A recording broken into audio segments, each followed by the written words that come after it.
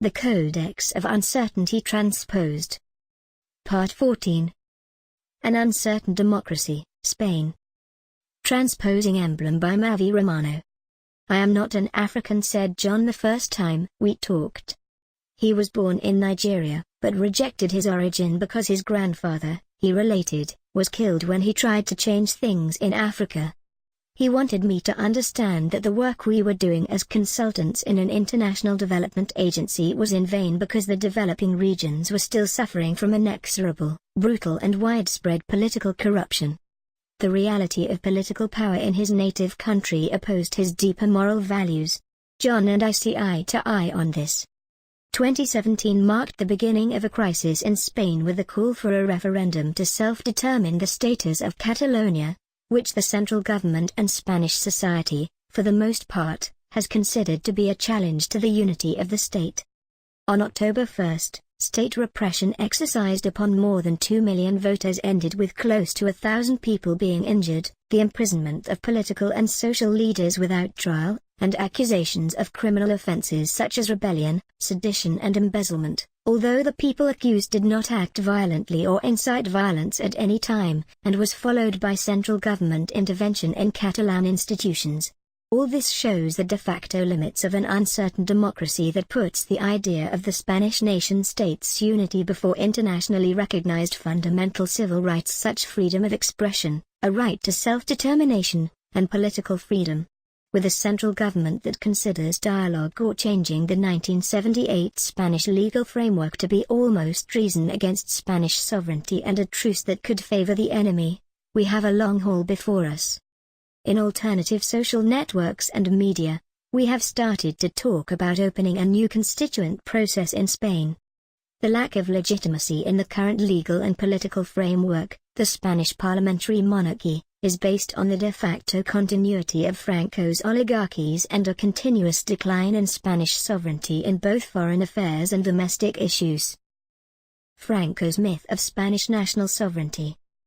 The ideological inheritance of the Spanish nation defined as one, big and free from Franco's dictatorship is expressed in the will to preserve its unity, which is based on the territorial integrity that remains from its colonial past, and the nation's independence from any foreign intervention.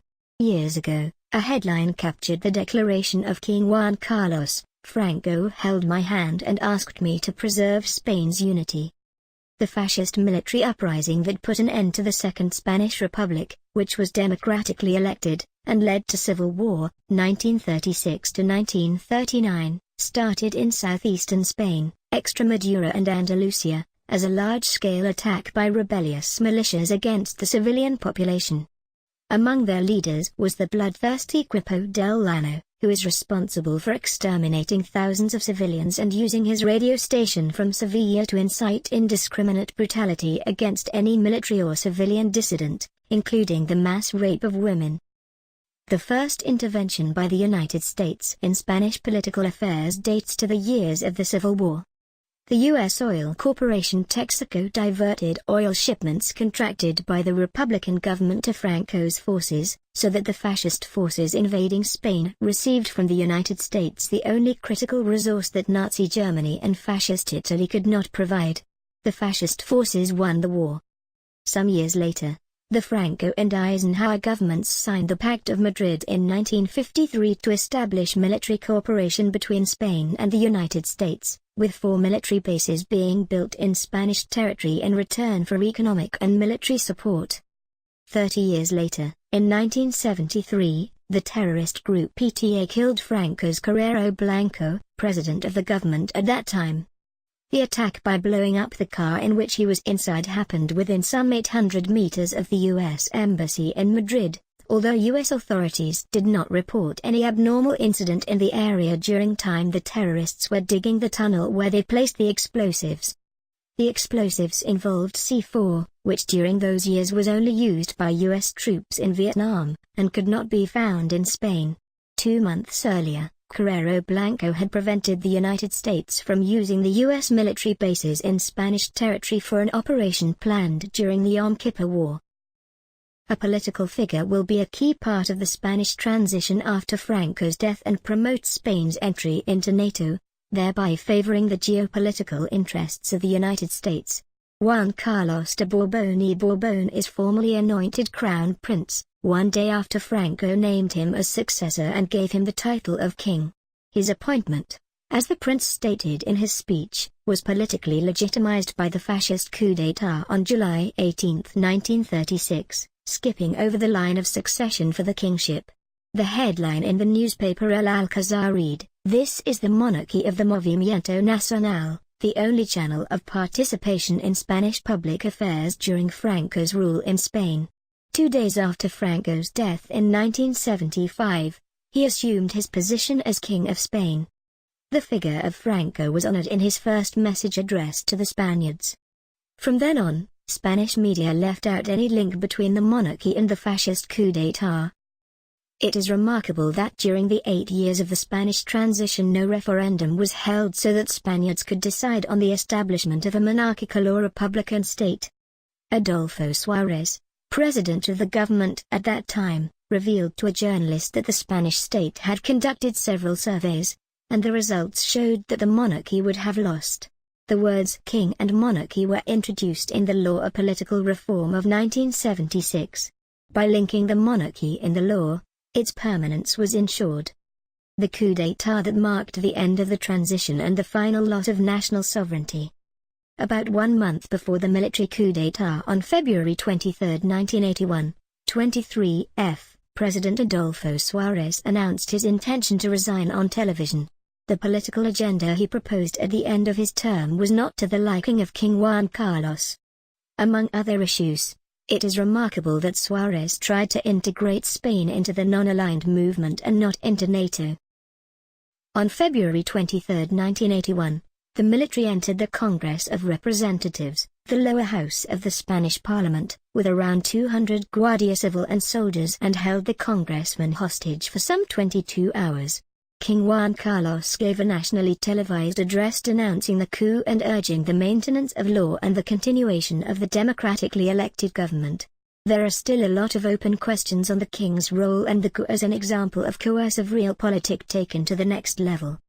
The gist of the alternative version is that the coup itself was orchestrated by the security services with the complicity of the royal house and representatives of the main political parties and the mainstream media, among others. The same year, King Juan Carlos met Ronald Reagan and decided to integrate Spain into NATO in 1982.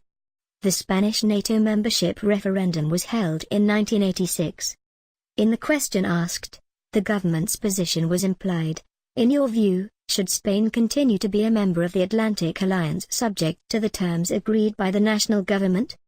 The referendum saw 56.9% of the voters cast their vote in favor of remaining in NATO, with a turnout of 59.4%. The coup d'état on February 23, 1981 marked a turning point in the democratic opposition forces. These had been massive in different areas during the 1970s: universities, workplaces, cities, intellectual and artistic circles, professional bodies, nationalist sectors in Catalonia, Basque Country and Galicia. Spanish society fed on a climate of fear due to terrorist attacks by far-right and far-left groups, repression by state security forces, and anxiety about a coup d'état that could set the country back to the repression of the post-war years.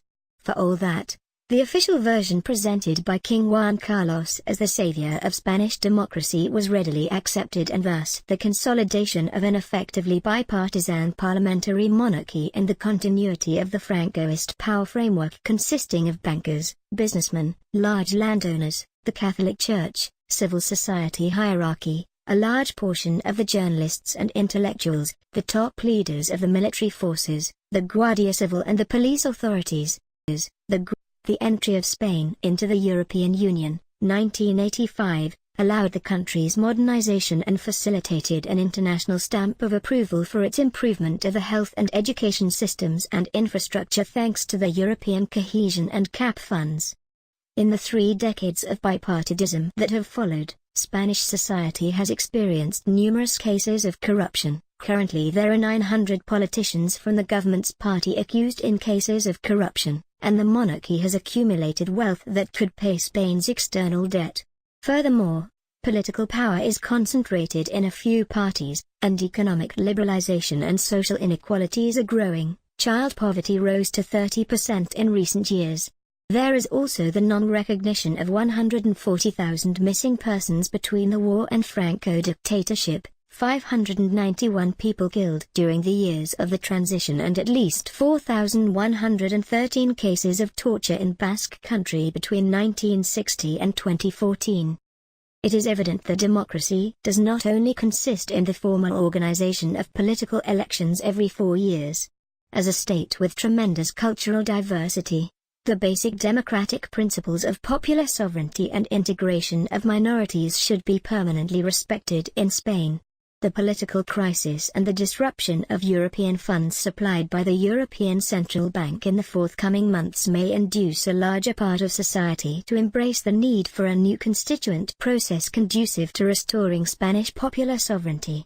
This could make it possible to get corruption under control and pass legislation favorable to economic decentralization and the development of sectors such as renewable energy, ecological restoration, natural resources and water management, sustainable food production and rural tourism. In the hands of corrupt politicians, these sectors are regarded as markets that only benefit a few people. Just as in Africa,